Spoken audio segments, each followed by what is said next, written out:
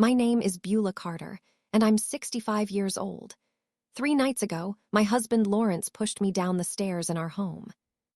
I remember everything. The feel of his hands on my back, the moment of weightlessness before I fell, the terror as I tumbled down 14 stairs, my body hitting each step, the searing pain when I landed at the bottom. And most importantly, I remember what Lawrence said as I lay at the bottom of those stairs, bleeding and broken. "It's finally done. No more waiting, no more pretending." He thought I was dead, or at least he thought I would die before anyone found me. He was wrong. I survived. The paramedics arrived in time. The doctors stabilized me. And through it all, I remembered everything, every detail of that night, every word Lawrence spoke, every moment of his attempt to kill me. Now, lying in this hospital bed with a broken leg, cracked ribs, a concussion, and various bruises and lacerations, I'm preparing to do something Lawrence never expected. I'm going to make sure he pays for what he did. But to understand why my husband of 43 years would push me down the stairs and try to kill me, I need to take you back to the beginning. I met Lawrence Carter in 1982 when I was 22 years old and he was 25. We met at a community dance, and he swept me off my feet. Lawrence was handsome, charming, and attentive. He brought me flowers. He complimented me constantly. He made me feel special. "You're the most beautiful woman here," Lawrence told me the night we met. "Dance with me." We danced all night. Within weeks, we were dating exclusively. Within 6 months, Lawrence proposed. Within a year, we were married. In the beginning, marriage to Lawrence was wonderful. He was loving and attentive. We bought a small house, the same house where 43 years later he would push me down the stairs. We talked about having children. We planned our future together.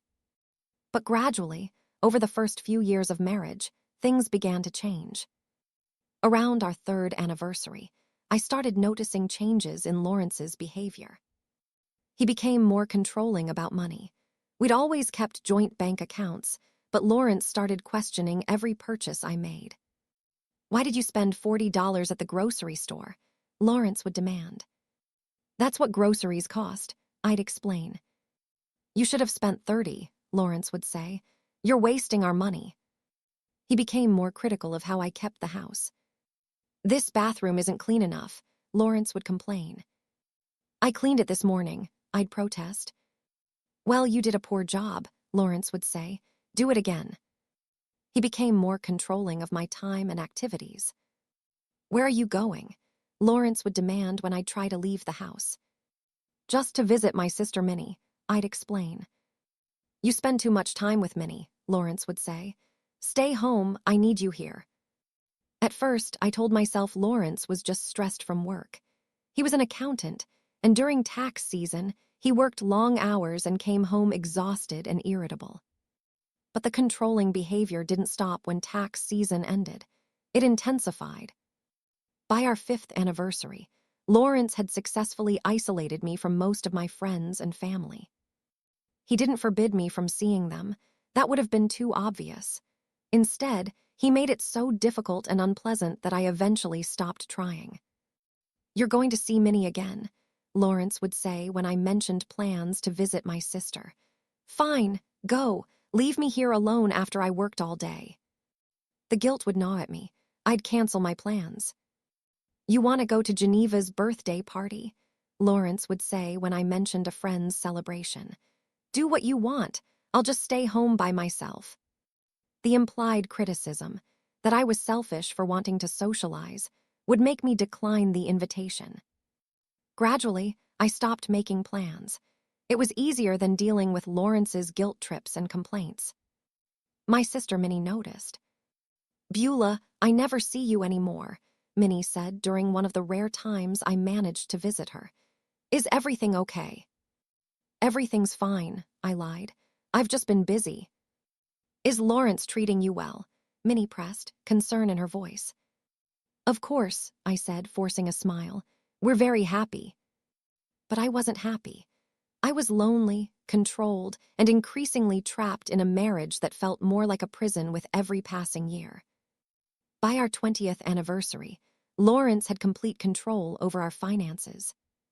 He'd convinced me to quit my job as a school secretary 10 years earlier, claiming my income wasn't necessary and that I should focus on maintaining our home. Without my own income, I became completely financially dependent on Lawrence. He gave me a household allowance of $150 per week for groceries, household supplies, and any personal expenses. "This should be more than enough," Lawrence would say as he handed me the cash every Monday, "if you spend it wisely." If I ran out of money before the week ended, Lawrence would interrogate me about where every dollar had gone. "You spent $15 on what?" Lawrence would demand, reviewing my receipts. "Shampoo and soap," I'd explain. "That's too expensive," Lawrence would criticize. "Buy cheaper brands." I had no credit cards in my own name, no bank accounts Lawrence didn't control, no financial independence whatsoever. If I needed money for something beyond my weekly allowance, I had to ask Lawrence for permission and justify every dollar. "Lawrence, I need $50 for new shoes," I'd request. "Mine are worn out." "Let me see them," Lawrence would demand. I'd show him my shoes, full of holes. "They're not that bad," Lawrence would say. "You can wear them another month." This was my life for 20 years. Controlled, criticized, financially dependent, isolated from friends and family, living under constant scrutiny. But I stayed, because I was 42 years old with no income, no savings, no job prospects after being out of the workforce for a decade. Because I'd been raised to believe divorce was failure. Because Lawrence had convinced me that his behavior was normal, that this was what marriage looked like. I stayed in my prison, not knowing that the worst was yet to come. 5 years ago, when I was 60 and Lawrence was 63, something strange happened. Lawrence suddenly became very interested in life insurance. "Beulah, I think we should increase our life insurance coverage," Lawrence announced one evening. "Why?" I asked, surprised. We'd had small life insurance policies for years, $25,000 each, enough to cover funeral expenses. "Because we're getting older," Lawrence explained. "If something happens to one of us, the other should be financially secure." "That makes sense," I agreed. "I'm going to take out a $500,000 policy on myself," Lawrence said. "And I think you should have a $500,000 policy too." "That's a lot of money," I said, uncertain. "Can we afford the premiums?" "I've done the calculations," Lawrence assured me. "We can afford it, and it's worth it for the peace of mind." So we each took out $500,000 life insurance policies, with each other as beneficiaries. What I didn't realize at the time was what this meant. If I died, Lawrence would receive $500,000.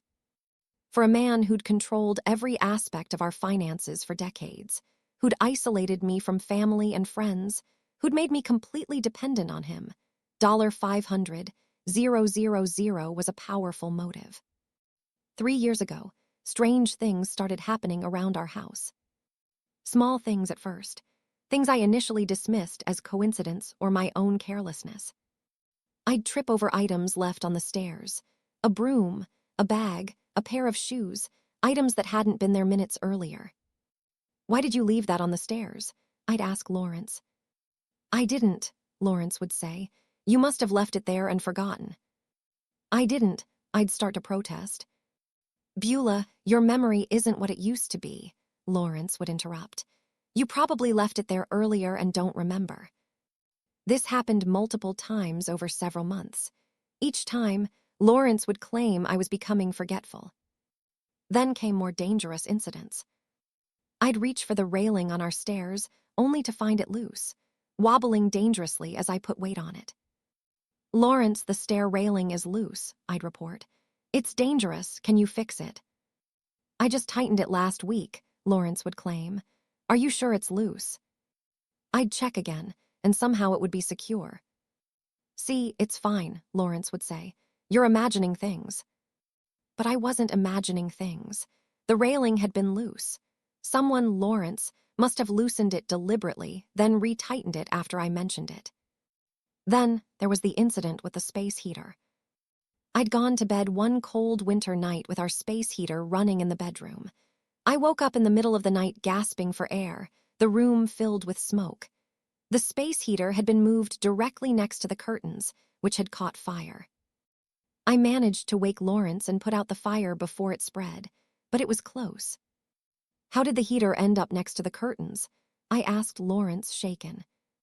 You must have moved it there, Lawrence said. I didn't touch it, I protested. I set it up across the room before bed. Beulah, you're 62, Lawrence said in a patronizing tone. Your memory is failing. You probably moved it and forgot. I didn't move it, I insisted. But Lawrence just looked at me with that expression, the one that said he thought I was losing my mind. 2 years ago, I was hospitalized for 3 days with what doctors thought was a heart attack. Tests revealed it wasn't a heart attack, it was a severe reaction to medication. Specifically, I'd overdosed on my blood pressure medication. Mrs. Carter, you took approximately 5 times your prescribed dose, the doctor explained. That's what caused your symptoms: dangerously low blood pressure, irregular heartbeat, confusion. But I only take 1 pill every morning, I protested. I use a pill organizer. I'm very careful. Do you live alone? The doctor asked. No, I live with my husband, Lawrence, I said. Is it possible your husband accidentally gave you extra doses? The doctor suggested. I don't think so, I said. I manage my own medications. But doubt crept in. Could Lawrence have tampered with my medication? When Lawrence visited me in the hospital, he seemed genuinely concerned. Beulah, you gave us such a scare, Lawrence said, holding my hand. The doctor said you overdosed on your medication. How did that happen? I don't know, I admitted. I'm always so careful. Well, you're getting older, Lawrence said gently. Maybe you forgot you'd already taken your pill and took another. Or maybe you took yesterday's pill and today's pill together by mistake. Maybe, I conceded, though I didn't believe it. After I returned home from the hospital, I started keeping my medications locked in a small safe, only I had the combination to. Lawrence noticed but didn't comment. 1 year ago, I overheard a conversation that should have prompted me to leave immediately. Lawrence didn't know I was home. I'd come back early from a doctor's appointment because the doctor had been called away for an emergency. I walked in the back door and heard Lawrence on the phone in his office. Just need to be patient a little longer, Lawrence was saying. I know it's taking longer than we planned, but I can't rush this. It has to look like an accident. I froze, listening.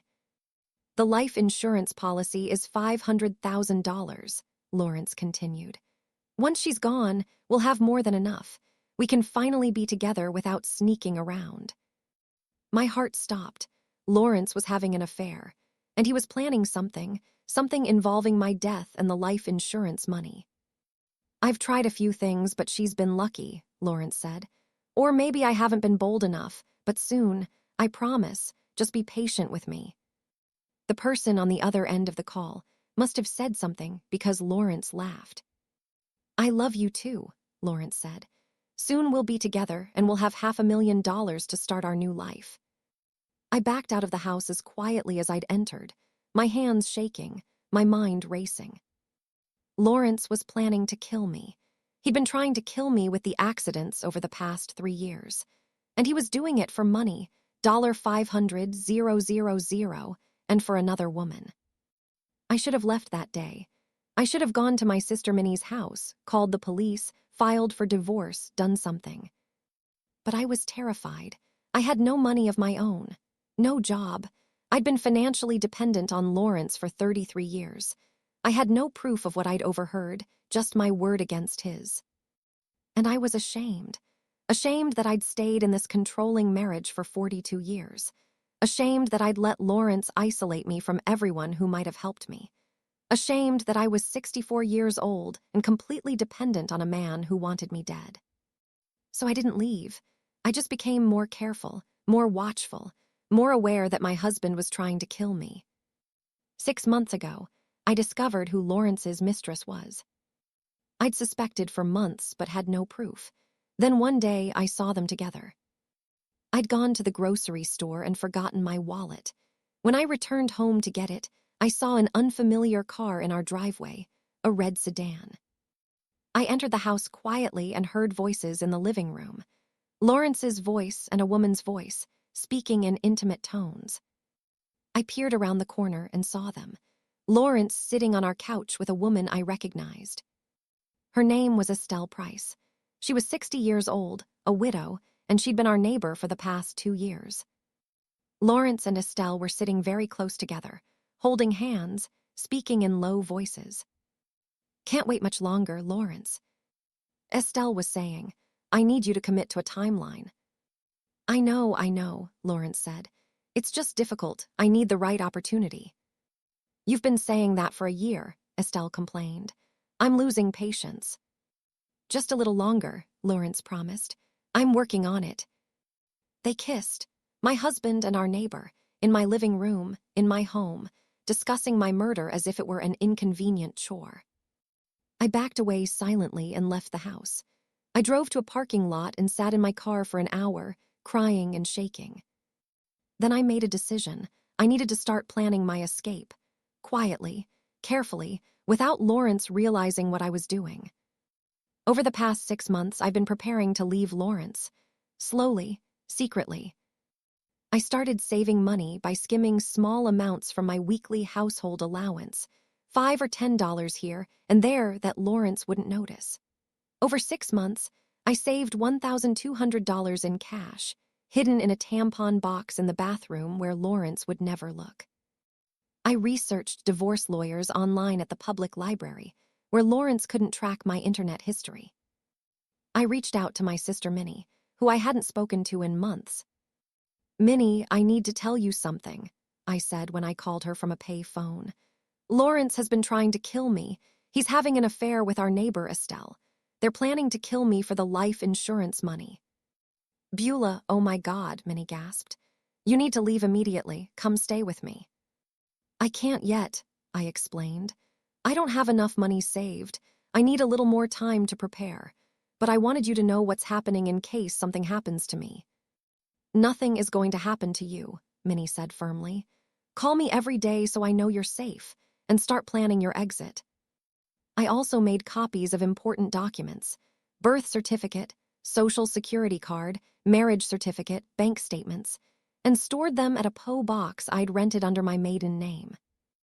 I documented everything I could about Lawrence's attempts to harm me, dates, descriptions of incidents, my suspicions. I wrote it all down and stored it with my documents. I was planning to leave Lawrence within 2 months, as soon as I had enough money saved and had secured a lawyer to represent me in the divorce. But Lawrence didn't give me 2 months. 3 nights ago, he decided he'd waited long enough. 3 nights ago, I was carrying laundry down the stairs to the basement. It was 9:30 p.m. I was halfway down our 14-step staircase when I heard footsteps behind me. "Lawrence," I called, turning to look back up the stairs. Lawrence was standing at the top of the stairs, looking down at me with an expression I'd never seen before: cold, calculating, determined. "What are you doing?"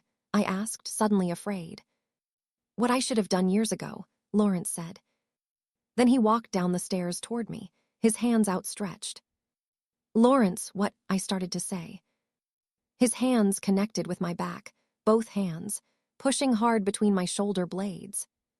I felt the moment of weightlessness before I fell. I saw the stairs rushing up to meet me. I tried to catch myself, but momentum carried me forward. I tumbled down the remaining stairs, my body hitting each step. Pain exploded in my leg, pain in my ribs. My head cracked against the wall. I landed at the bottom of the stairs in a broken heap, unable to move, barely able to breathe, pain radiating from everywhere. Through dimming vision, I saw Lawrence descend the stairs slowly, carefully, checking to make sure no one else was home. Then he stood over me, looking down at my broken body. "It's finally done," Lawrence said, his voice cold and satisfied. "No more waiting, no more pretending." He pulled out his phone. I heard him dial. "Estelle, it's done," Lawrence said into the phone. I pushed her. She fell down the stairs. She's not moving. She's probably dead. Give me an hour to stage the scene, then I'll call 911 and report that I found her." He hung up. Then Lawrence did something that sealed his fate. He leaned down close to me and spoke directly into my ear, not realizing I was still conscious, still hearing every word. "You were supposed to die years ago," Lawrence whispered.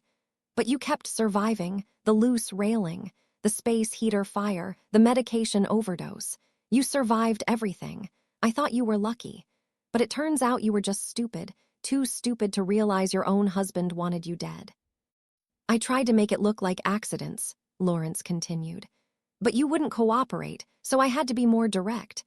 This push down the stairs that can still look like an accident, slipped on the laundry. Tragic fall. Poor Lawrence losing his wife of 43 years. And then Estelle and I will finally be together," Lawrence said. "With your $500,000 life insurance paying for our new life. Thank you for that, Beulah. Your death is finally going to give me the life I've always wanted." Lawrence stood up, leaving me lying on the floor at the bottom of the stairs. I heard him moving around upstairs, probably staging the scene to make my fall look accidental. I lay there in agony, barely breathing, unable to move. But I was conscious. I'd heard everything, and I remembered every word. When Lawrence finally called 911 20 minutes later, I was still alive. Barely, but alive. 911, what's your emergency?" I heard the operator say through Lawrence's phone speaker. "My wife," Lawrence said, his voice panicked and convincing. "I just got home and found her at the bottom of the stairs. She's not moving. I think she fell. Please send help." The paramedics arrived within 10 minutes. They stabilized me. They loaded me into an ambulance. They rushed me to the hospital. Lawrence rode in the ambulance with me, playing the role of concerned husband perfectly. "Hang on, Beulah," Lawrence said, holding my hand, his voice choked with fake emotion. "Please hang on, I love you, don't leave me." I wanted to scream that he'd pushed me, that he'd tried to kill me, that he was a liar and a murderer. But I couldn't speak. I could barely breathe. All I could do was hold on to consciousness and remember everything. At the hospital, doctors discovered I had a broken left femur, 3 cracked ribs, a severe concussion, and various lacerations and bruises. I needed emergency surgery to repair my leg. Through it all, Lawrence played the devoted husband, crying, praying, asking doctors for updates. But I knew the truth, and as soon as I could speak, I was going to make sure everyone else knew it too. Before I continue with this story, kindly subscribe now. Hit that like button and turn on NOTFICTONS. Drop a comment, should Lawrence go to prison for life? Will Beulah survive to expose him? Where are you watching from? United States, Canada, United Kingdom, Nigeria, Ghana, Kenya, Jamaica, Australia? Let me know. I woke up after surgery in a hospital room. My left leg in a cast from hip to ankle, my ribs wrapped tightly, my head throbbing, monitors beeping around me. And sitting beside my bed, holding my hand and wearing an expression of deep concern, was the man who tried to murder me, my husband Lawrence. "Beulah," Lawrence said when he saw my eyes open, his voice filled with false relief. "Oh, thank God, you're awake. I was so worried." I stared at him, unable to speak yet because of the breathing tube that had been in my throat during surgery. "The doctors say you're going to be okay," Lawrence continued, squeezing my hand gently, the same hand that had pushed me down those stairs. "You broke your leg and cracked some ribs when you fell. You also have a concussion, but you'll recover." He paused, looking at me with what anyone else would have interpreted as loving concern. "Do you remember what happened?" Lawrence asked carefully. "The doctors say you might not remember the fall because of the head injury." He wanted me to have amnesia. He was hoping I didn't remember that he'd pushed me.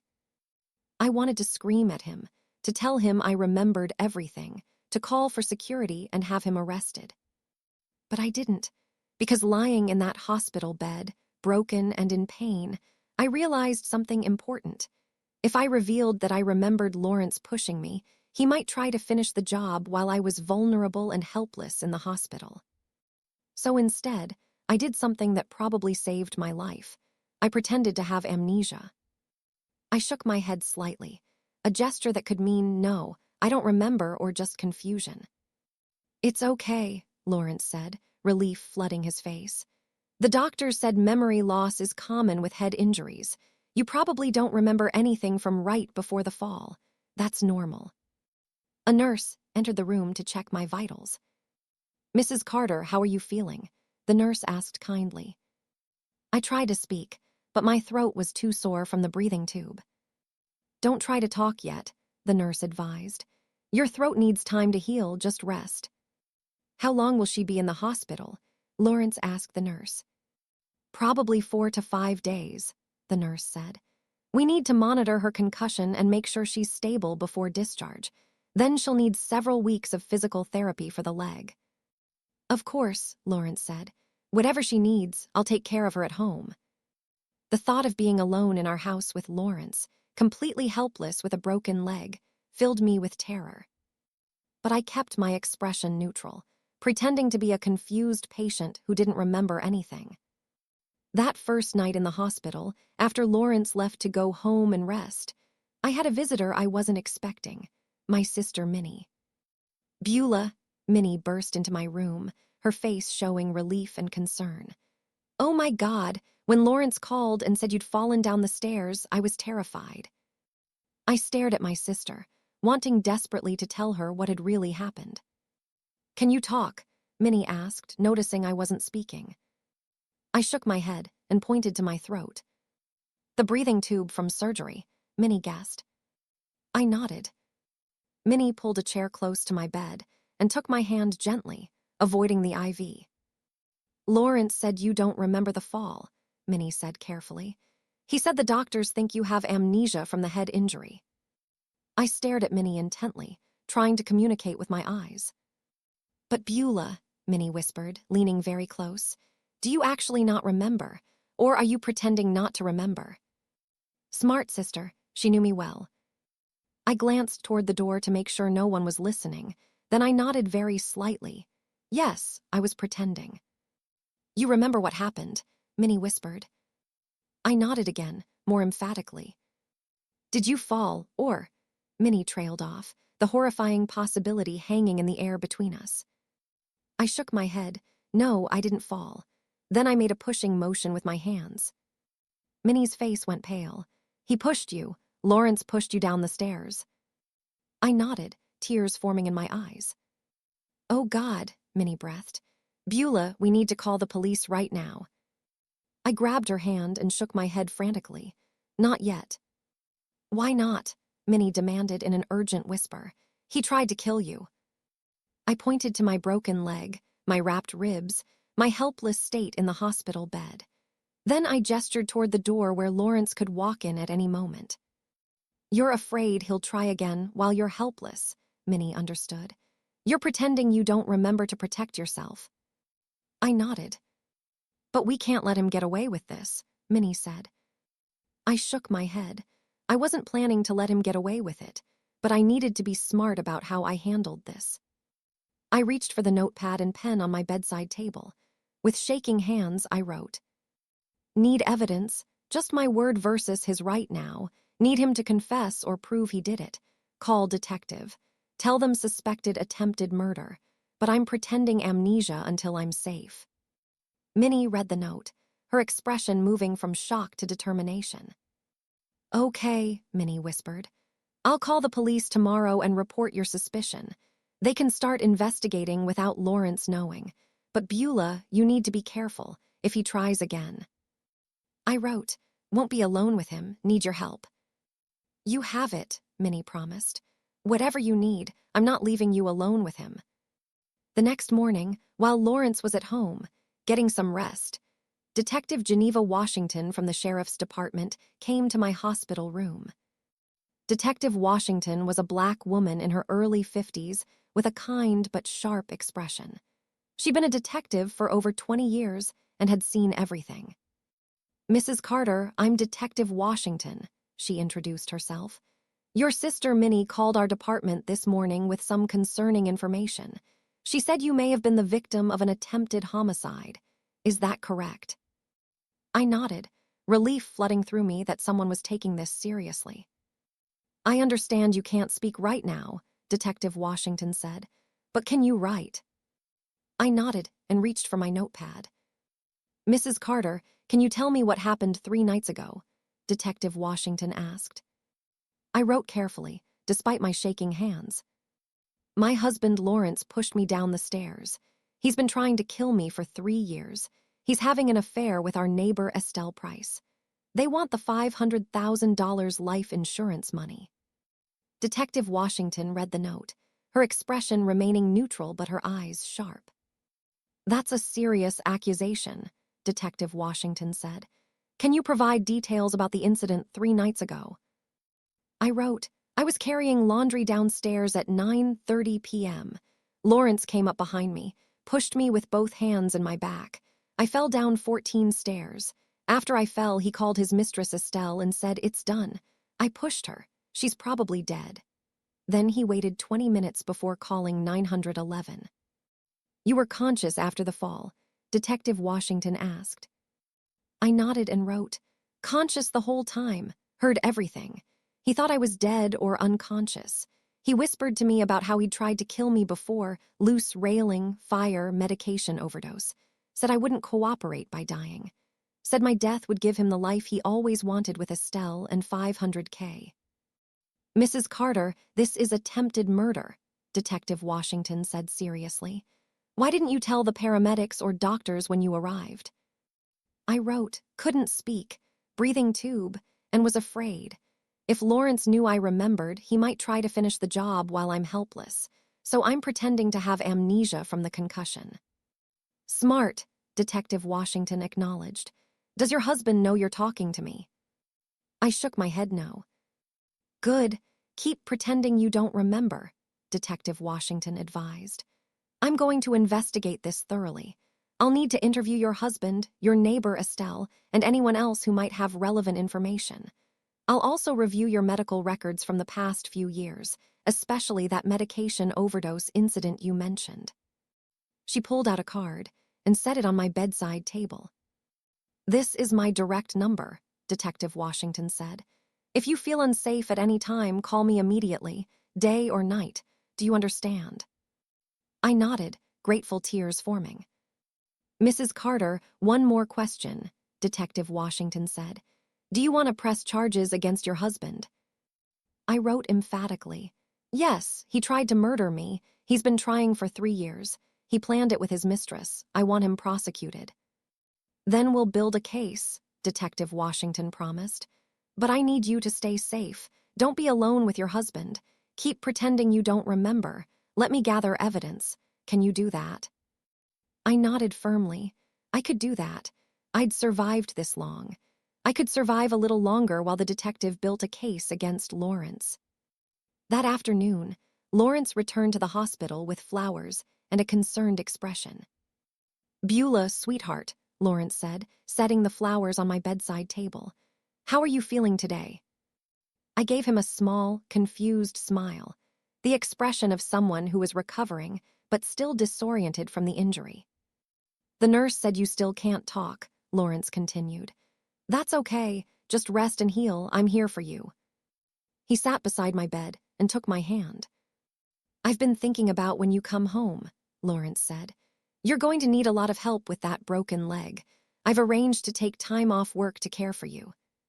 The thought of being alone with Lawrence in our house, completely dependent on him while unable to walk, made my skin crawl. But I kept my expression neutral.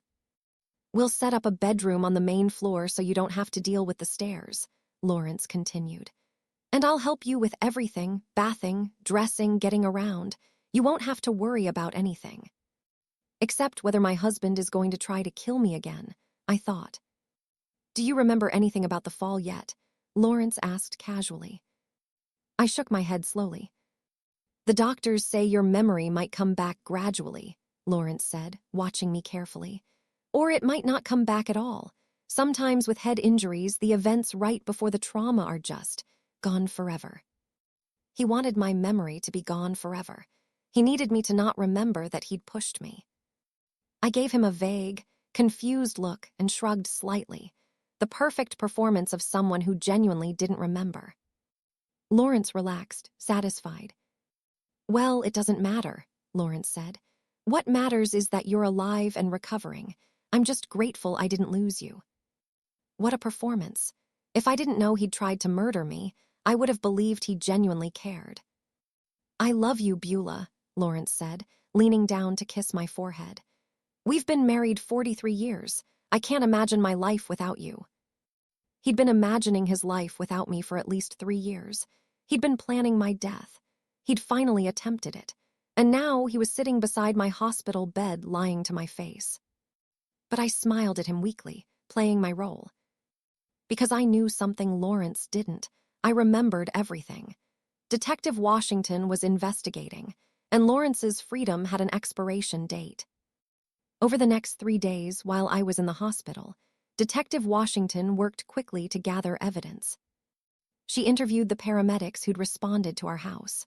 They reported that Lawrence had seemed appropriately concerned, but also that the scene had looked staged. The laundry was scattered on the stairs, but in a pattern that looked deliberately placed rather than naturally dropped.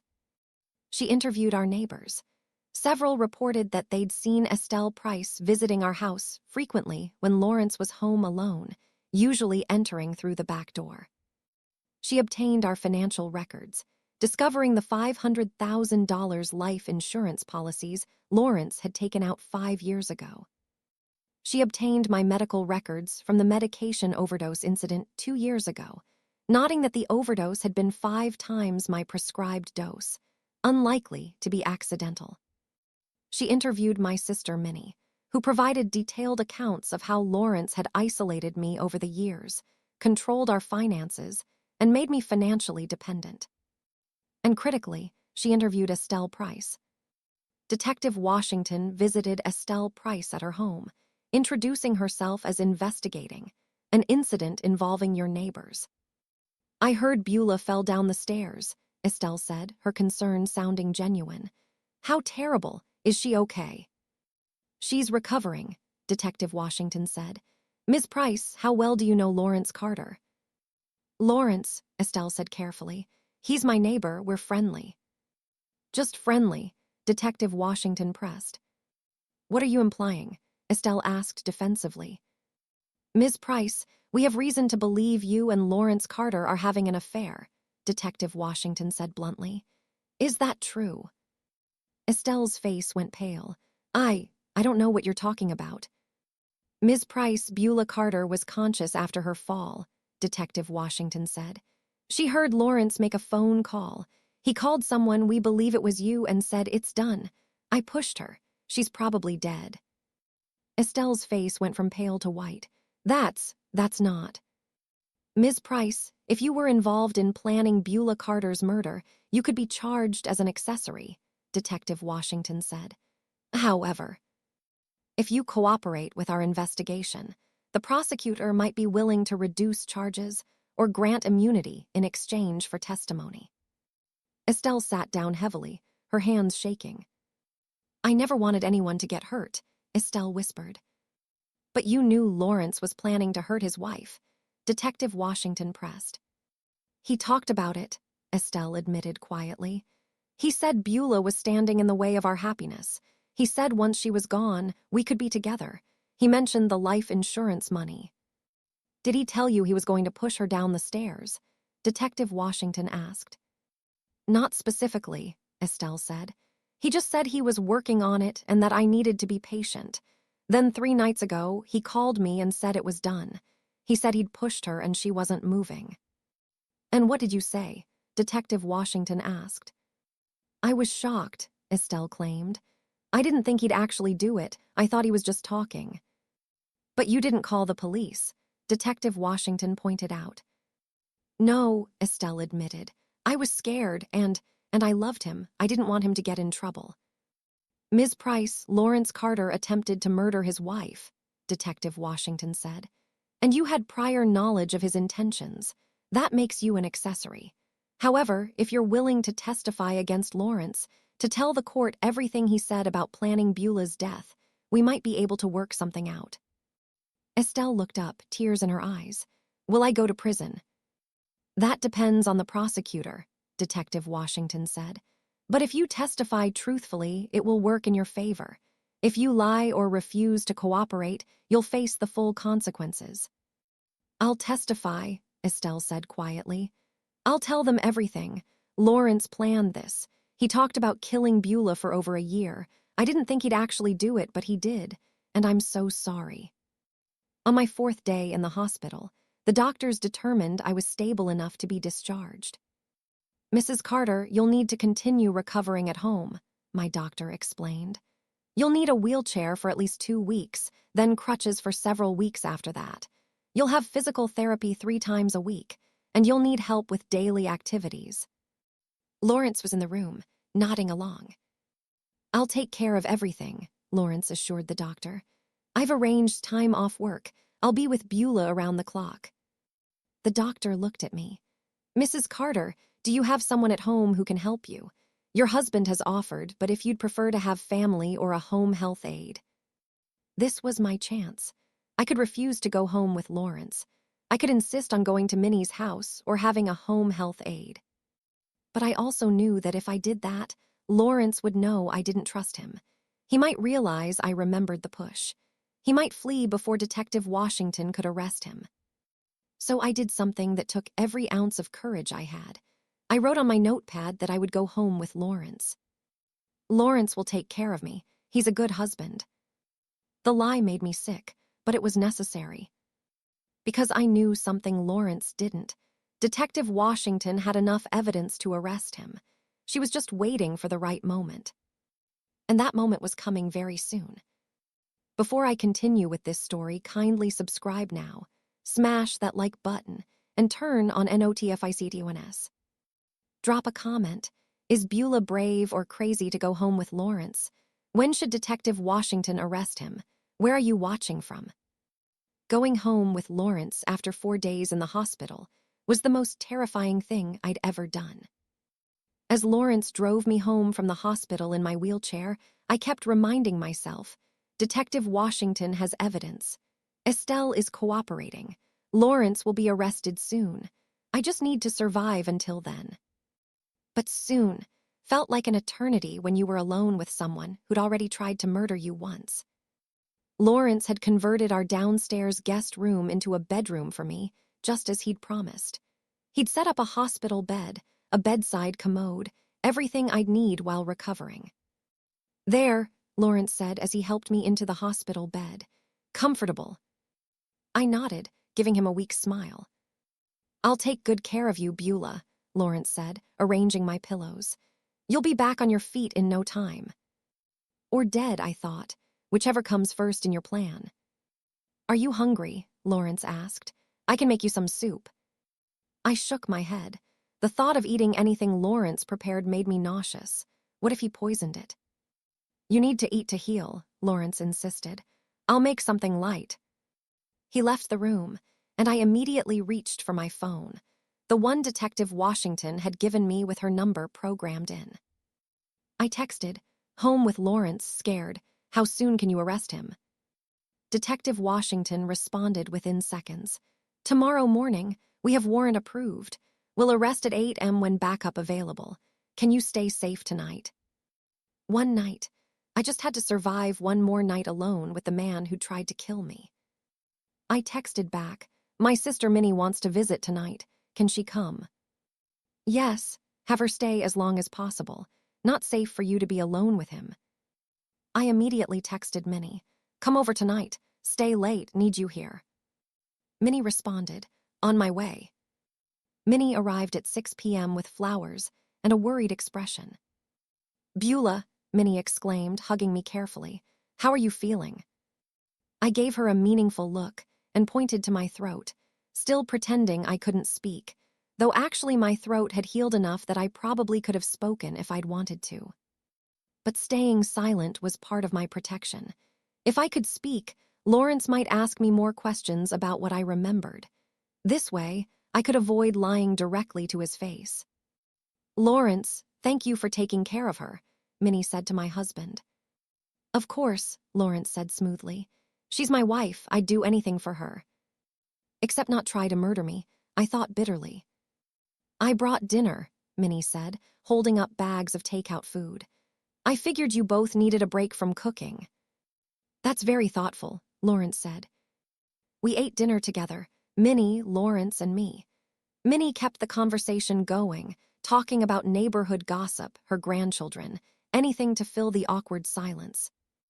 I noticed Lawrence watching me carefully, studying my face for any sign that I remembered more than I was letting on. Beulah, are you getting any memory back from the fall? Lawrence asked casually during dinner. I shook my head, keeping my expression confused and frustrated, someone who wanted to remember but couldn't. The doctors said it might come back gradually, Lawrence said, or it might be gone forever. Either way, what matters is you're alive. After dinner, Minnie helped me to the bathroom and whispered urgently. Detective Washington texted me. They're arresting Lawrence tomorrow morning at 8. Can you make it through tonight? I nodded firmly. One night, I could survive one night. I'll stay as late as I can, Minnie promised. But eventually I'll have to leave. Will you be okay? I wrote on a small notepad I kept in my pocket. Lock my bedroom door from inside after Minnie leaves. Have phone. We'll call 911 if Lawrence tries anything. Minnie read the note and nodded, though her face showed deep concern. We returned to the living room, where Lawrence was cleaning up dinner. Lawrence, do you mind if I stay for a while? Minnie asked. I'd love to keep Beulah company. Of course not, Lawrence said graciously. Stay as long as you like. Minnie stayed until 10:30 p.m., much later than a typical visit. We watched TV together, though I barely paid attention to what was on the screen. Finally, at 10:30, Minnie stood reluctantly. I should get going, Minnie said. I have to work early tomorrow. Thank you for visiting, Lawrence said. It means a lot to Beulah. Minnie hugged me goodbye and whispered in my ear, lock your door, keep your phone closed. I'll see you tomorrow after the arrest. After Minnie left, Lawrence helped me into my hospital bed in the guest room. Do you need anything before bed? Lawrence asked. I shook my head. Okay, I'll be upstairs if you need me, Lawrence said. Just call out, oh wait, you still can't talk. Well, bang on something if you need me, I'll hear it. He leaned down and kissed my forehead, a gesture that made my skin crawl. Good night, Beulah, Lawrence said. Sleep well. After he left, I immediately locked my bedroom door from the inside. Then I positioned my phone under my pillow within easy reach. I set the phone to silent, but kept 911 ready to dial with one touch. Then I lay awake in the dark, listening for any sound of Lawrence approaching my room. Hours passed, midnight, 1 a.m., 2 a.m. I didn't sleep. I couldn't sleep. Every creak of the house made me jump. Every sound made me reach for my phone. But Lawrence never came. Either he was genuinely sleeping, or he was waiting for a better opportunity. At 6 a.m., gray dawn light started filtering through the windows. I'd made it through the night. Just 2 more hours, until Detective Washington arrived to arrest Lawrence. 2 more hours, and this nightmare would be over. At 7 a.m., I heard Lawrence moving around upstairs. Shower running, normal morning routine. At 7:30, Lawrence knocked on my bedroom door. Beulah, are you awake? Lawrence called. I unlocked the door and opened it. Good morning, Lawrence said cheerfully. How did you sleep? I gave him a thumbs up, the universal sign for okay. I'm going to make breakfast, Lawrence said. Scrambled eggs and toast sound good. I nodded, though I had no intention of eating anything he prepared. I'd claim I wasn't hungry. Lawrence went to the kitchen. I could hear him cooking, humming to himself, completely unaware that in 30 minutes, police would be arriving to arrest him for attempted murder. At 7:45, my phone buzzed with a text from Detective Washington. Officers in position. Will knock at 8 a.m. Stay in your room until we have him in custody. I texted back, understood. At 7:55, Lawrence brought me a plate of scrambled eggs and toast. Here you go, Lawrence said, setting the plate on my bedside table. Eat up. You need strength to heal. I gave him a grateful smile, but didn't touch the food. At exactly 8:00 a.m., there was a loud, authoritative knock on our front door. Lawrence looked surprised. Who could that be this early? He went to answer the door. I heard him open it. Lawrence Carter, a male voice said, not Detective Washington, but one of the officers with her. Yes, Lawrence said, confusion in his voice. Mr. Carter, I'm Officer Curtis Mitchell with the Sheriff's Department. This is Detective Geneva Washington. We have a warrant for your arrest. What? Lawrence said, his voice rising. Arrest for what? Attempted murder, Detective Washington said clearly. The attempted murder of your wife, Beulah Carter, on the night of November 26th. That's insane, Lawrence protested. My wife fell down the stairs. It was an accident. Mr. Carter, your wife regained consciousness after the fall, Detective Washington said. She heard you make a phone call to Estelle Price stating it's done. I pushed her. She's probably dead. She heard you admit to previous attempts on her life, and we have testimony from Ms. Price confirming you planned this murder. There was a moment of stunned silence. Then Lawrence said something that chilled me to the bone. Beulah told you that, but she has amnesia. She doesn't remember the fall, the doctors said. The doctors said she might have amnesia, Detective Washington corrected. But Mrs. Carter remembered everything. She's been pretending not to remember to protect herself while we built a case against you. She's lying, Lawrence shouted. She's a bitter old woman who wants to punish me. She's making this up. Lawrence Carter, you're under arrest for the attempted murder of Beulah Carter, Officer Mitchell said. You have the right to remain silent. Anything you say can and will be used against you in a court of law. I heard the handcuffs click. You can't do this, Lawrence yelled. I'm innocent, Beulah, tell them it was an accident. From my bedroom, I heard Detective Washington say, Mr. Carter, your wife has given a detailed statement. We have phone records placing you in contact with Estelle Price. We have Ms. Price's testimony that you planned this murder. We have evidence of previous attempts on your wife's life. You're going to jail, Mr. Carter, for a very long time. Beulah, Lawrence screamed as they led him away. Beulah, how could you do this to me? I'm your husband. After 43 years, this is how you repay me. The front door slammed. Through my bedroom window, I watched officers lead Lawrence, handcuffed, still protesting his innocence, to a police car and drive away. Detective Washington knocked on my bedroom door. Mrs. Carter, it's Detective Washington. He's in custody. You're safe now. I opened the door, and for the first time in 4 days, I spoke. Thank you, I said, my voice hoarse but audible. Thank you for believing me. Thank you for protecting me. You protected yourself, Detective Washington said. You were smart enough to pretend you didn't remember. That probably saved your life. Now, let's make sure we put him away for a very long time. Over the next week, while I recovered at Minnie's house, I refused to stay in the house where Lawrence had pushed me. Detective Washington shared the evidence they'd compiled. Physical evidence from the fall. Crime scene, photos showing the laundry scattered on the stairs in a pattern inconsistent with being dropped during a fall. It had been staged.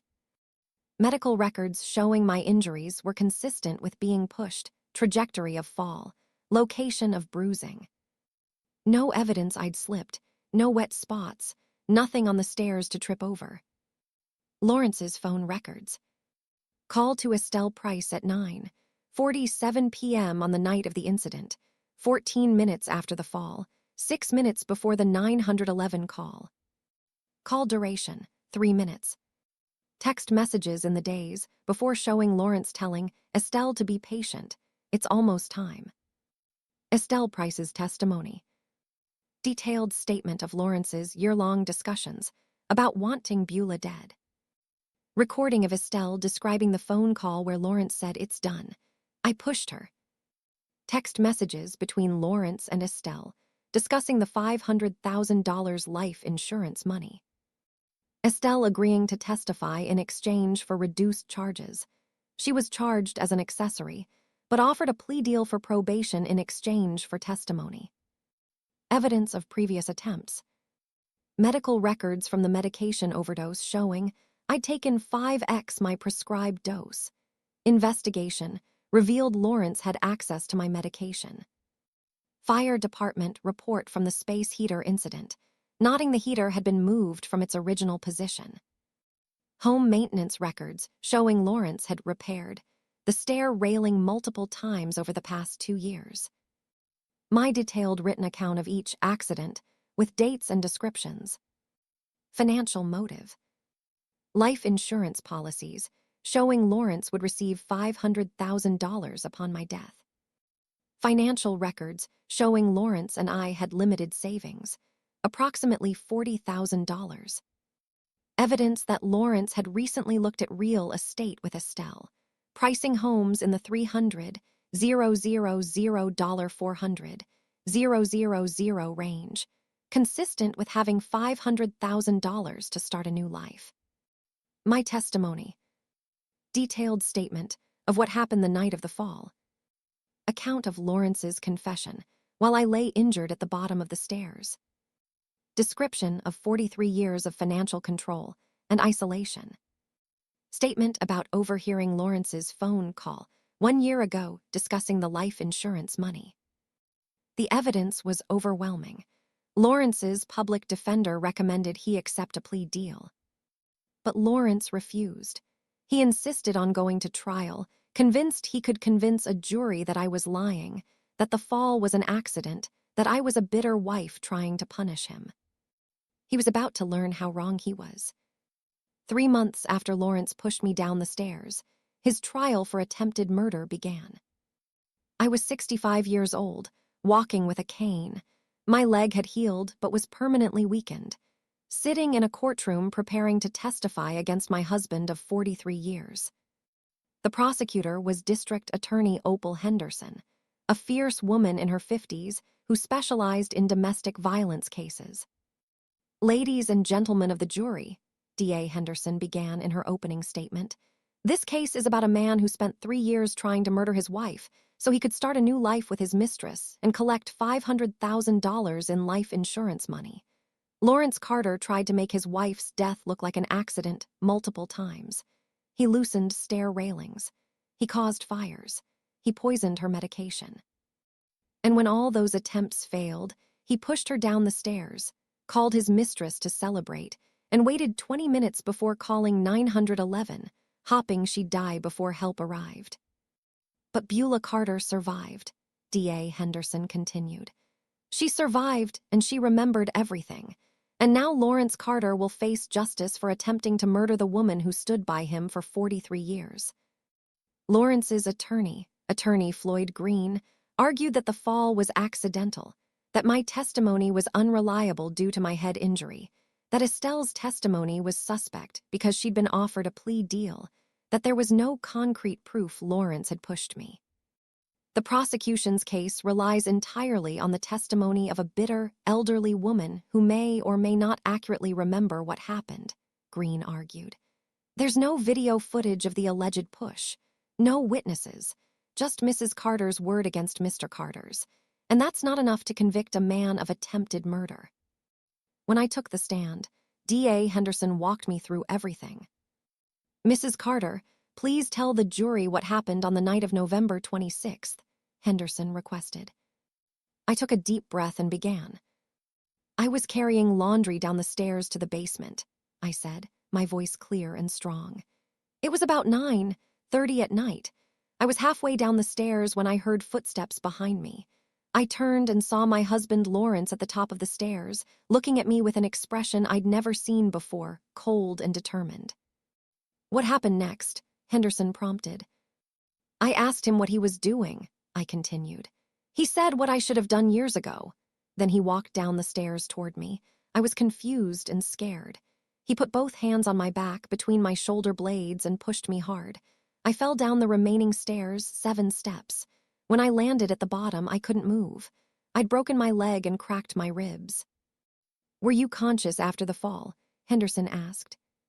"Yes," I said firmly. "Conscious the entire time. I saw Lawrence come down the stairs slowly. He stood over me and pulled out his phone. I heard him call someone. Later, I learned it was his mistress, our neighbor Estelle Price. What did he say during that call? Henderson asked. He said, Estelle, it's done. I pushed her. She fell down the stairs. She's not moving. She's probably dead, I recounted. He told her to give him an hour to stage the scene, then he'd call 911 and report finding me. What happened after that phone call?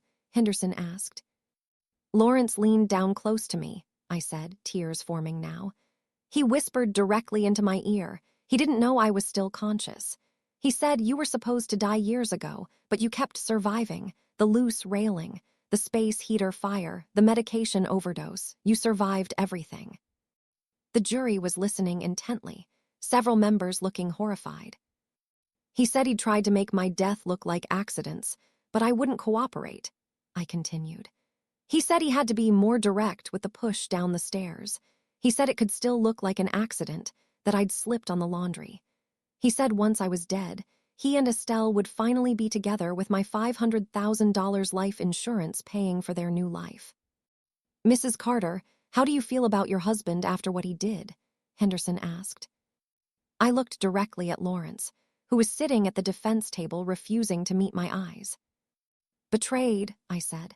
For 43 years I was faithful to him. I stood by him. I gave up my career, my financial independence, my relationships with friends and family, and he repaid me by spending 3 years trying to murder me. I trusted him with my life, and he tried to take it.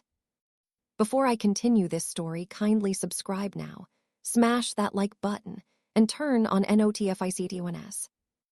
Drop a comment. What sentence should Lawrence get? Was Beulah brave to testify? Where are you watching from? After 3 days of testimony, the trial reached its climax with closing arguments. District Attorney Opal Henderson stood before the jury with confidence and righteous anger. Ladies and gentlemen, the evidence in this case is overwhelming, Henderson began. Lawrence Carter didn't just push his wife down the stairs on November 26th. That was merely his final, most desperate attempt after 3 years of trying to murder her. Henderson walked the jury through the evidence systematically. The loose stair railing that Beulah reported multiple times, which Lawrence claimed to have fixed, but which kept mysteriously becoming loose again. That was Lawrence trying to cause a fatal fall. The space heater that was moved next to curtains in the middle of the night, nearly burning Beulah alive. That was Lawrence trying to stage a deadly fire. The medication overdose that hospitalized Beulah for 3 days. That was Lawrence poisoning her with 5 times her prescribed dose. And when all those accidents failed to kill his wife, Lawrence took direct action, Henderson said, her voice rising. He pushed her down 14 stairs, breaking her leg, cracking her ribs, causing a severe concussion. Then he called his mistress to celebrate. It's done. I pushed her. She's probably dead. But Beulah Carter survived, Henderson continued. She survived, and she remembered every word. She remembered Lawrence confessing to the previous attempts. She remembered him saying she wouldn't cooperate by dying. She remembered him discussing the $500,000 life insurance money. Why did Lawrence want his wife dead? Henderson asked. Simple, money and another woman. Lawrence had been having an affair with Estelle Price for over a year. They wanted to be together. They wanted the life insurance money, and Beulah was in the way. Lawrence Carter is guilty of attempted murder, Henderson concluded. He planned it. He attempted it multiple times. And when he finally pushed his wife down those stairs, he thought he'd succeeded. But he underestimated Beulah Carter. She's stronger than he ever gave her credit for, and now she's here to make sure he pays for what he did. Attorney Floyd Green did his best to create reasonable doubt. Ladies and gentlemen, this case requires you to believe several unlikely things, Green argued. First, that a man would spend 3 years trying to kill his wife in subtle ways and fail every time. Second, that after all those failures, he'd suddenly become bold enough to push her down the stairs with no guarantee she'd die. The prosecution wants you to believe Lawrence is simultaneously a criminal mastermind who planned elaborate murder attempts and also incompetent enough to fail repeatedly, Green continued. Which is it? Is he a cunning murderer or a bumbling failure? The truth is simpler. Beulah Carter fell down the stairs, Green said. It was a tragic accident, and in her confusion and pain following the fall, possibly influenced by medication and head trauma, she misunderstood what she heard and saw. Estelle Price's testimony? She's an admitted accessory who was offered a plea deal in exchange for testifying against Lawrence, Green argued. Of course she's going to say whatever the prosecution wants to hear. Her freedom depends on it. Lawrence Carter loved his wife, Green concluded. Yes, their marriage had problems, but that doesn't make him a murderer. Don't convict a man based on the confused recollections of an injured woman and the self-serving testimony of his alleged mistress. There's reasonable doubt here, and where there's reasonable doubt, you must acquit. It was a decent argument, but it wasn't enough. The jury deliberated for 6 hours. I sat in the courthouse waiting room with Minnie, my hands shaking every time someone walked past. What if they don't believe me? I worried aloud. What if they think I'm confused or lying? They'll believe you, Minnie assured me. The evidence is overwhelming. Lawrence is going to prison. At 4:30 p.m., we received word. The jury had reached a verdict. We filed back into the courtroom. Lawrence sat at the defense table looking pale but defiant. I sat in the front row of the gallery with Minnie beside me. Has the jury reached a verdict? Judge Geneva Foster asked. We have, Your Honor, the jury foreperson, a woman in her 60s, said, standing. What is your verdict on the charge of attempted murder in the first degree? Judge Foster asked. We find the defendant, Lawrence Carter, guilty, the foreperson announced. I gasped, tears immediately streaming down my face. Minnie grabbed my hand and squeezed tight. Lawrence's face went white. No, he said. No, this is wrong. I'm innocent. Mr. Carter, you'll have the opportunity to speak at sentencing, Judge Foster said sternly. Bailiff, take the defendant into custody. Lawrence was handcuffed immediately. As deputies led him away, he turned and looked at me with pure hatred. I should have pushed harder, Lawrence said viciously. I should have made sure you died. Mr. Carter, Judge Foster shouted, that's enough. But the damage was done. Lawrence had just admitted in open court that he'd pushed me, after spending the entire trial claiming he was innocent. Several jury members looked shocked. The court reporter frantically typed Lawrence's words into the record. Lawrence realized what he'd done. Wait, I didn't mean. Get him out of here, Judge Foster ordered. Deputies dragged Lawrence from the courtroom as he continued protesting. 2 weeks after the guilty verdict, we reconvened for Lawrence's sentencing hearing. In those 2 weeks, I'd had time to process everything. The guilty verdict. The fact that my husband of 43 years was convicted of trying to murder me. The realization that I was finally, truly safe. At the sentencing hearing, D.A. Henderson recommended the maximum sentence, 25 years to life. Your Honor, Lawrence Carter is a dangerous man, Henderson argued. He spent 3 years systematically trying to murder his wife. When subtle methods failed, he resorted to direct violence. And even after being convicted, he showed no remorse, instead threatening his wife in open court with, I should have pushed harder. Lawrence Carter deserves the maximum sentence to ensure he never has the opportunity to harm anyone else, Henderson concluded. Attorney Green argued for leniency. Your Honor, my client is 68 years old. He has no prior criminal record. While the jury found him guilty, he maintains his innocence. A sentence of 25 years essentially means he'll die in prison. That's too harsh. Judge Foster then gave me the opportunity to make a victim impact statement. I stood, using my cane for support, and faced Lawrence directly. Lawrence, we were married for 43 years, I began, my voice steady despite my emotions. I was 22 when we married. You were 25. I thought we'd grow old together. I thought you loved me. Instead, you spent the last 3 years of our marriage trying to kill me, I continued. You loosened the stair railing hopping I'd fall. You moved the space heater next to the curtains hopping I'd burn. You overdosed my medication hoping my heart would stop. And when all those attempts failed, you pushed me down the stairs with your own hands, I said. I fell 14 steps. I broke my leg. I cracked my ribs. I could have died. But I survived, I said firmly. And I remembered everything. I remembered you calling your mistress to celebrate my death. I remembered you confessing to the previous attempts. I remembered you saying I wouldn't cooperate by dying. Lawrence, I gave you 43 years of my life, I continued, tears forming now. I was faithful. I was devoted.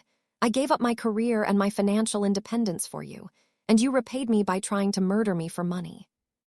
You didn't just try to kill my body, I said. You killed my ability to trust. You killed the 43 years of memories we shared. Every moment of our marriage is now tainted by knowing you wanted me dead. I hope you spend the rest of your life in prison, I concluded. Not because I want revenge, but because you're dangerous. You're a man who saw his wife of 43 years not as a person, but as an obstacle worth $500,000. And that makes you a threat to any woman who ever trusts you. I sat down, emotionally exhausted. Judge Foster then asked if Lawrence wanted to make a statement. Lawrence stood, handcuffed, and addressed the court. I am innocent, Lawrence said firmly. I did not push my wife down the stairs. This entire case is built on lies and misunderstandings. My wife is confused. She's elderly. She misremembered what happened due to her head injury. I loved Beulah, Lawrence claimed. I would never hurt her. Yes, I had a friendship with Estelle Price, but it was not an affair. Estelle is lying to save herself from prosecution. I am a victim of a miscarriage of justice, Lawrence concluded, and I will appeal this conviction. Even after everything, the evidence, the testimony, the guilty verdict, his own admission in court, Lawrence still couldn't accept responsibility. Judge Foster's expression showed her complete lack of sympathy. Judge Foster reviewed her notes, then looked at Lawrence with cold disapproval. Mr. Carter, I've been a judge for 27 years, Judge Foster began. I've presided over hundreds of criminal cases, but this case stands out as one of the most disturbing I've encountered. You didn't just attempt to murder your wife once in a moment of passion or rage, Judge Foster continued. You methodically planned and executed multiple attempts over 3 years. You tried to make each attempt look like an accident to collect life insurance money. The evidence against you is overwhelming, Judge Foster said. Your wife's testimony was clear, consistent, and credible. Estelle Price's testimony corroborated the planning and motive. The physical evidence showed the scene was staged. Your own phone records place you calling your mistress minutes after pushing your wife. And most damning, your own words in this courtroom, I should have pushed harder, admitted your guilt, Judge Foster noted. You spent an entire trial claiming innocence, then admitted your crime in a moment of anger. Mr. Carter, you are a danger to society, Judge Foster declared. You saw your wife of 43 years as a financial obstacle to be eliminated. That level of callousness and calculation warrants the maximum sentence. On the charge of attempted murder in the first degree, I sentence you to 25 years to life in state prison, Judge Foster announced. You will be eligible for parole after serving 25 years, at which point you'll be 93 years old, if you live that long. Additionally, I'm ordering you to pay $150,000 in restitution to the victim, $50,000 for medical expenses, $50,000 for pain and suffering, and $50,000 for counseling and recovery, Judge Foster continued. I'm also issuing a permanent restraining order prohibiting you from any contact with Beulah Carter. No letters, no phone calls, no third-party contact, Judge Foster added. If you violate this order, additional charges will be filed. Mr. Carter, you attempted to murder a woman who trusted you, Judge Foster concluded. You betrayed 43 years of marriage for money and another woman. You deserve every day of the 25 years you'll spend in prison. This court is adjourned. The gavel came down. Lawrence was led away in handcuffs, still protesting his innocence, still claiming he'd appeal. But it was over. He'd been convicted. He'd been sentenced. Justice had been served. 1 year after Lawrence pushed me down the stairs, I'm 66 years old and finally living the life I should have lived for the past 43 years. A life of freedom, independence, and peace. I divorced Lawrence 3 months after his conviction. The divorce was uncontested since he was in prison and had bigger legal problems than fighting over assets. I received half of our marital assets. The house, half our savings, half his pension. The house was worth $320,000. I sold it immediately. I couldn't live in the place where Lawrence had pushed me down the stairs, where he'd spent 3 years trying to kill me. With the money from the house sale and our savings, I bought a small condo with no stairs, everything on one level. I decorated it exactly how I wanted, with colors and furniture Lawrence would have hated. I reconnected with the friends I'd lost touch with over 43 years of isolation. I have a book club, I have lunch dates, I have a social life. I go to therapy once a week to process the trauma of surviving attempted murder by someone I'd trusted for 43 years. The therapist says I have PTSD, which makes sense. I still have nightmares about falling. I still panic when someone walks behind me on stairs, but I'm healing slowly. I volunteer at a domestic violence shelter, sharing my story with other women who are trapped in controlling relationships. I tell them what I wish someone had told me 40 years ago. Financial control is abuse. Isolation is abuse. You deserve better. It's never too late to leave. My relationship with Minnie is stronger than ever. She visits twice a week. She tells me she's proud of me for surviving, for testifying, for rebuilding my life. "You're the bravest person I know," Minnie told me recently.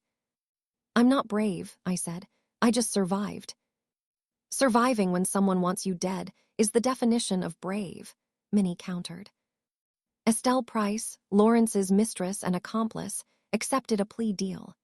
She pleaded guilty to accessory to attempted murder and received 5 years probation, 1,000 hours of community service, and mandatory counseling. She sold her house and moved away. I heard she moved to another state to start over where no one knew her, as the woman who helped plan a murder. I don't feel sorry for her. She knew Lawrence was trying to kill me. She encouraged it.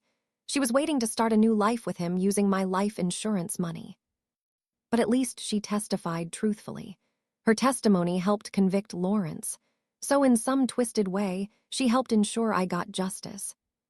Lawrence is currently serving his sentence at a state prison 3 hours away. He's 69 now, serving year 1 of his 25 to life sentence. He wrote me letters for the first 6 months, letters the prison returned because of the restraining order prohibiting contact. Minnie told me she heard through mutual acquaintances that Lawrence still claims he's innocent, that he was wrongfully convicted, that I lied. He's filed appeals, all of which have been denied. The evidence was too overwhelming. His own admission in court, "I should have pushed harder," sealed his fate. Lawrence will likely die in prison. At 69, serving a minimum of 25 years, he'll be 94 before he's even eligible for parole. And even then, given the nature of his crime and his lack of remorse, he'll likely be denied. Do I feel guilty? Sometimes. 43 years of marriage doesn't disappear overnight, even when that marriage ended with attempted murder. But mostly I feel relief.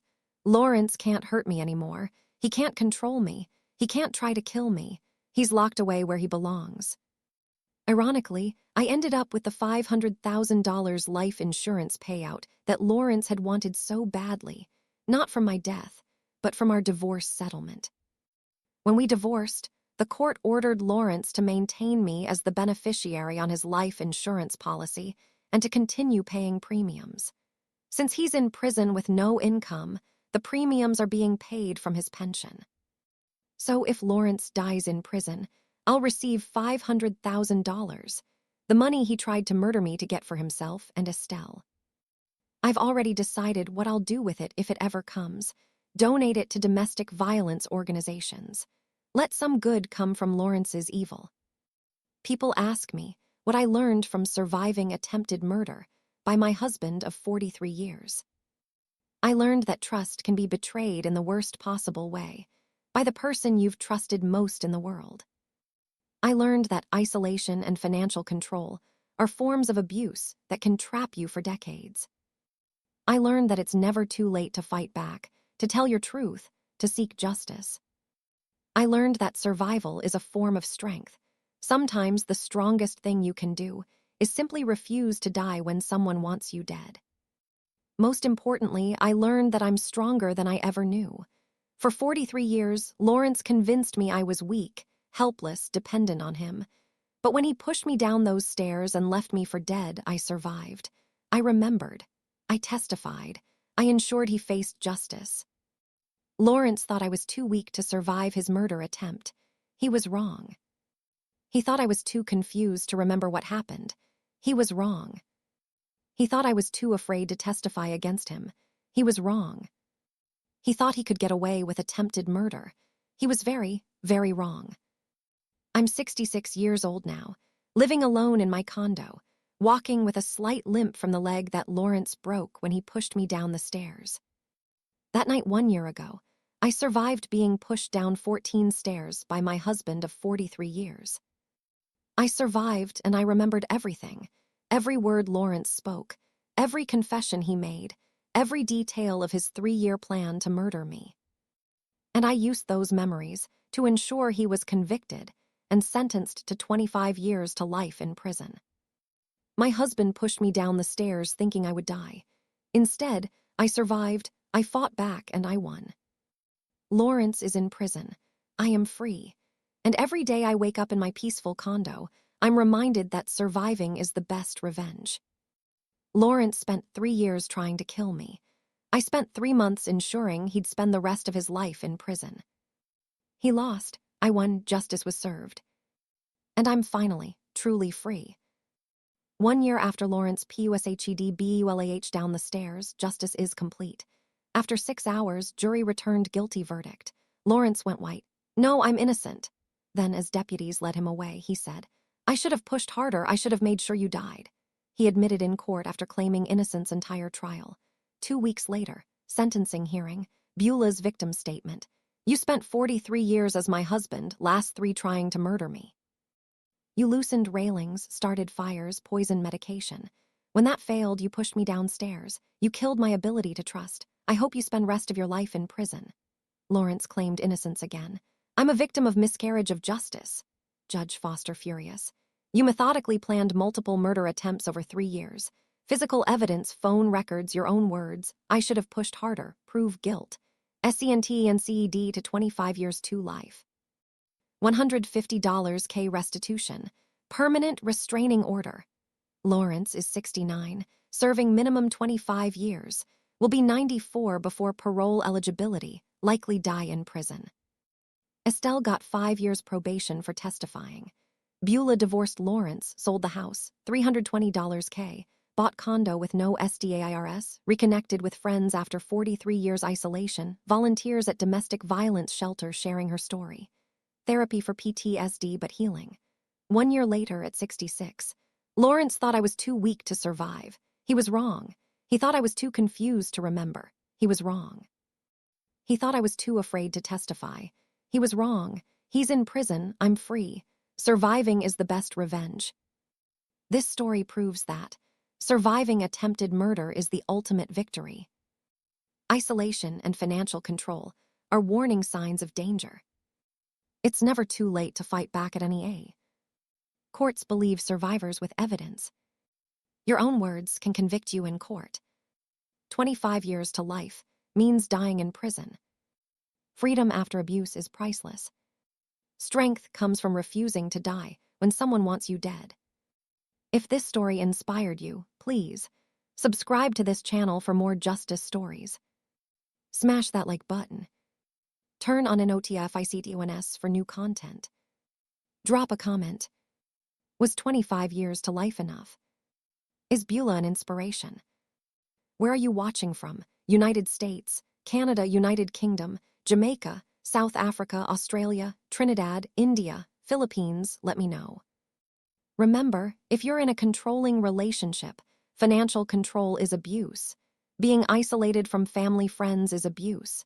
If someone tries to kill you, survive, remember, testify. Your life is worth fighting for. Courts take attempted murder seriously. Evidence wins cases. It's never too late to escape and start over. Beulah's husband Lawrence pushed her down 14 stairs trying to kill her for $500 life insurance. She survived and REMEMBERED everything. Heard him confess to 3 years of murder attempts. Testified against him. Guilty verdict. He admitted in court, "I should have pushed harder." Sentenced 25 years to life. 1 year later, Lawrence in prison at 69 will die there. Beulah free at 66, living independently, healing, helping other abuse survivors. She proved surviving is the best revenge. Thank you for following this powerful journey from attempted murder to survival, to complete justice and freedom. Until the next story, fight for your life, remember everything, testify fearlessly, and know that you're never too old or too weak to defeat those who try to destroy you.